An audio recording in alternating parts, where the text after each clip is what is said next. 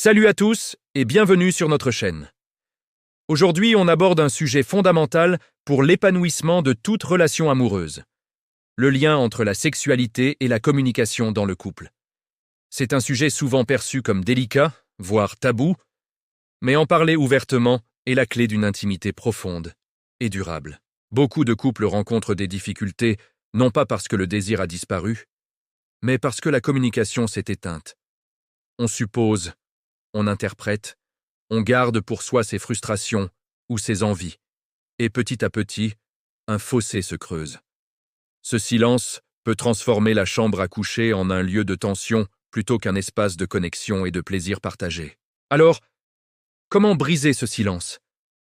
Comment transformer l'incertitude en complicité? La première étape, c'est de comprendre que la sexualité n'est pas juste un acte physique. C'est une forme de communication en soi, un langage du corps qui exprime l'amour, la tendresse, le désir et la vulnérabilité. Si la communication verbale est rompue, il est très difficile pour ce langage corporel de s'épanouir. Imaginez que vous essayez de danser avec quelqu'un sans musique et sans vous regarder. C'est un peu ce qui se passe quand on néglige la communication sur notre intimité. On se marche sur les pieds, on n'est pas en rythme, et finalement, on arrête de danser. Pour commencer à dialoguer, il faut créer un espace sûr. Choisissez un moment calme, où vous n'êtes ni fatigué, ni stressé, ni pressé par le temps. Ce n'est probablement pas juste avant de dormir ou au milieu d'une dispute. Ça peut être lors d'une promenade ou autour d'un café le week-end. L'important est que vous soyez tous les deux détendus et disposés à écouter. Et le mot « écouter » est crucial. Il ne s'agit pas de préparer sa réponse pendant que l'autre parle, mais de vraiment entendre ce qu'il ou elle a à dire, sans jugement. L'objectif n'est pas de gagner une conversation, mais de mieux se comprendre. Utilisez le jeu pour exprimer vos ressentis. Un autre point essentiel est de se souvenir que le désir n'est pas toujours spontané, surtout dans une relation longue.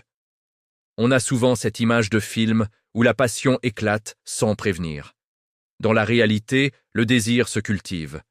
Il se nourrit de complicité, de séduction au quotidien, de moments de qualité passés ensemble en dehors de la chambre. Un compliment sincère, un message attentionné dans la journée, un geste de tendresse inattendu. Tout cela contribue à entretenir la flamme et à créer une atmosphère propice à l'intimité. La sexualité commence bien avant d'entrer dans la chambre à coucher. N'ayez pas peur d'être créatif et d'explorer ensemble. La routine est l'un des plus grands ennemis du désir. Pourquoi ne pas essayer de nouvelles choses? Cela ne veut pas dire faire quelque chose qui vous met mal à l'aise, mais simplement sortir de votre zone de confort habituelle. Lire un livre sur le sujet ensemble, explorer de nouvelles caresses, changer de lieu ou de moment. L'idée est de transformer la sexualité en une aventure excitante que vous vivez à deux, une exploration mutuelle. Soyez également patients et bienveillants l'un envers l'autre. La libido de chacun fluctue. Le stress, la fatigue, les soucis du quotidien ont un impact direct sur notre désir. Il est normal de ne pas toujours être sur la même longueur d'onde. Dans ces moments-là, la communication et la tendresse sont encore plus importantes.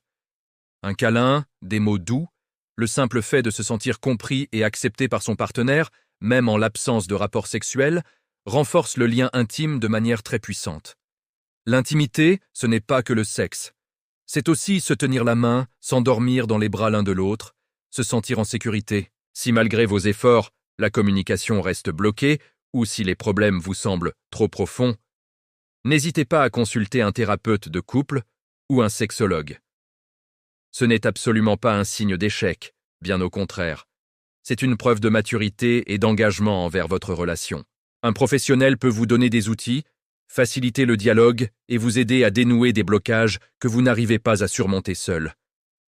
C'est un investissement pour votre bonheur futur.